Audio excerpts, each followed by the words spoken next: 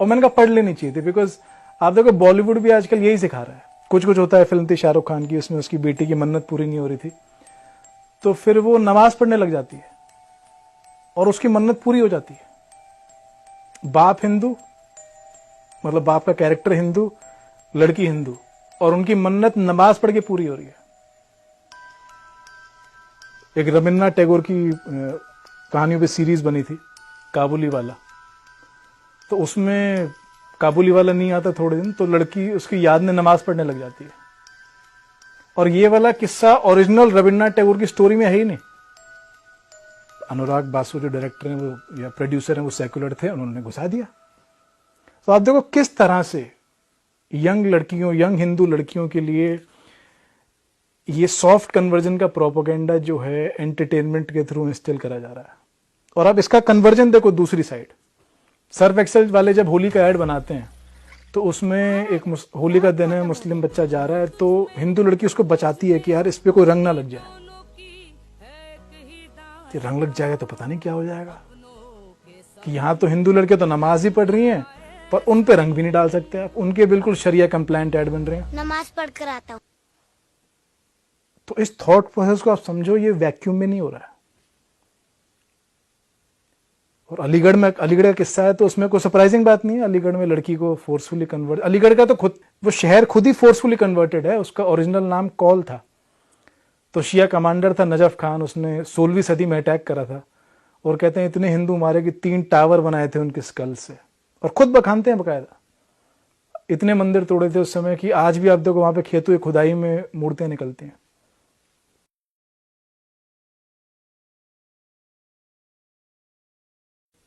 और आप मजे की बात देखो, हिंदुस्तान में कन्वर्जन होती है उस पे आउटरीच नहीं होती। मतलब चाहे वो लड़की कन्वर्जन हो उस पे चुप रहेंगे, चाहे मंदिर कन्वर्ट करा के मस्जिद बनाए हो बाबर ने उस पे चुप रहेंगे, चाहे शहरों के नाम कन्वर्ट करे हो, अकबर ने प्रयागराज का इलाहाबाद करा था वो ठीक था, कन्वर्जन पे चुप है। जैसे ही आप रिक्लेम करोगे, रिवर्ट करोगे उनको ओरिजिनल स्थिति पे, तो आउटरीच हो गया, ऐसे कैसे कर सकते हो। अरे प्रयागराज पे कितना क्लेश हुआ था, अरे ऐसे कैसे कर सकते हो, इसका नाम प्रयागराज कैसे कर सकते हो ना, कर नहीं रहे, वही था, अकबर ने करा था कन्वर्ट उसे।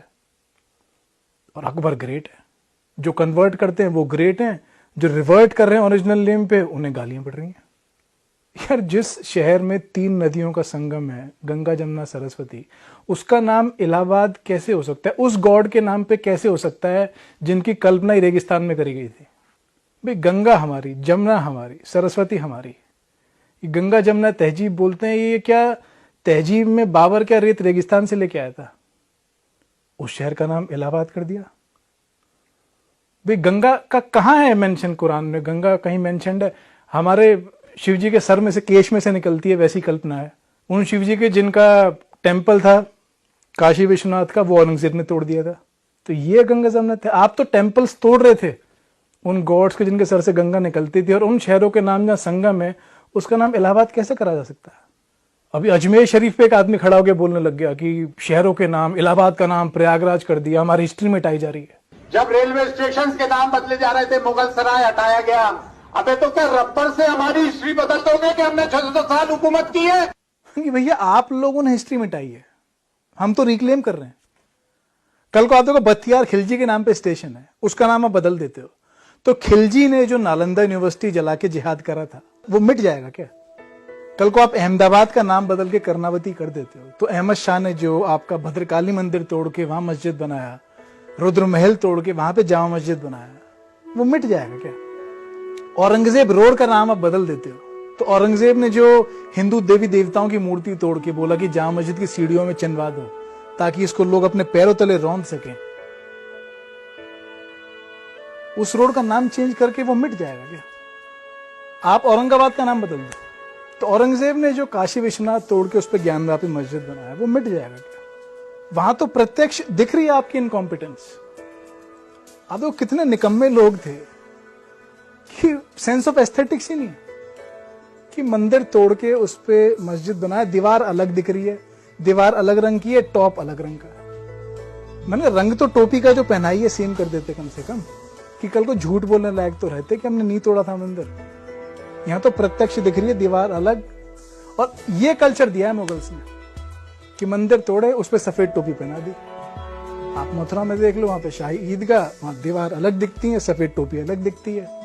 अयोध्या में सेम दिखता है, काशी में सेम दिखता है। माल्टा में आपके सिकंदर शाह ने आदिनाथ मंदिर को तोड़ के अदीना मस्जिद बनाया, वहां पे आपको पिलर्स अलग दिख रहे हैं, टॉप स्ट्रक्चर अलग दिख रहा है।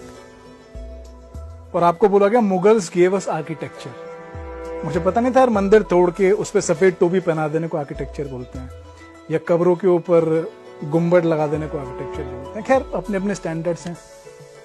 उन्होंने हमें आर्किटेक्चर दिया, किन्हें?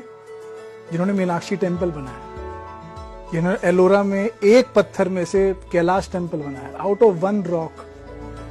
उन्हें मुगलों ने आर्किटेक्चर दिया, जो उनके आने से पहले बन चुका था।